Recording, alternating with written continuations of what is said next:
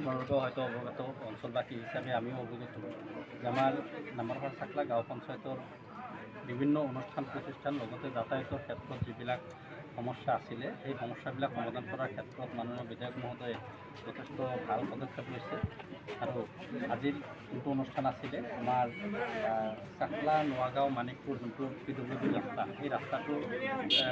জৰাজীৰ্ণ হৈ আছিলে মানুহৰ যাতায়াতৰ ক্ষেত্ৰত অসুবিধা হৈছিলে শিক্ষক ৰাইজৰ কাৰণে অসুবিধা হৈছিলে শিক্ষক শিক্ষয়িত্ৰী ছাত্ৰ ছাত্ৰীৰ কাৰণে ব্যৱসায়ী বন্ধুসকলৰ কাৰণে অসুবিধা হৈ আছিলে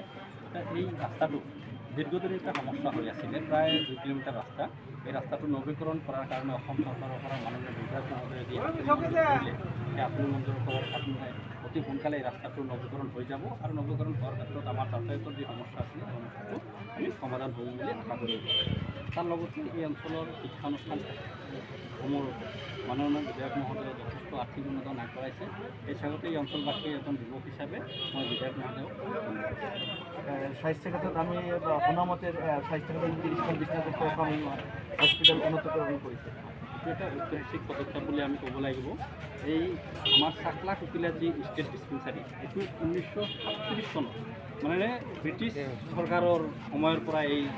চাকলা কুকিলা ষ্টেট ডিছপেঞ্চাৰীটো স্থাপন হৈছিলে কিন্তু সুদীৰ্ঘ প্ৰায় 100 বছৰে হ'ব গৈ আছে 90 বছৰ হ'ব এই 90 বছৰ উন্নয়নৰ ক্ষেত্ৰত কোনো পদক্ষেপ লোৱা হোৱা নাছিলে আমাৰ প্ৰয়াত মন্ত্ৰী দক্ষিণ বিধানসভা সমষ্টিৰ এজন বিধায়ক চাকলা অঞ্চলৰ যোগ্য সন্তান শ্ৰীযুত চন্দন কুমাৰ চৰকাৰ দেৱে তেখেতৰ সবল নেতৃত্বত ভূমিধৰ বৰ্মন ছাৰ যেতিয়া স্বাস্থ্যমন্ত্ৰী আছিলে তেখেতে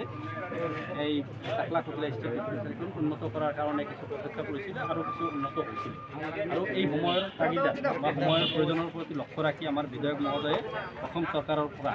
এখন 30খন বিছনাযুক্ত এখন হস্পিটেল CHC বুলি আমি যাক গম পাওঁ CHC লৈ উন্নত কৰাৰ কাৰণে তেখেতে পদক্ষেপ লৈছে আৰু ইতিমধ্যে টেণ্ডাৰ হৈ গৈছে কিছুদিন পিছতে এইখন আৰম্ভ হ'ব আৰু আৰম্ভ হ'লে এই অঞ্চলৰ বিশেষকৈ আমাৰ সংখ্যালঘু প্ৰধান অঞ্চলৰ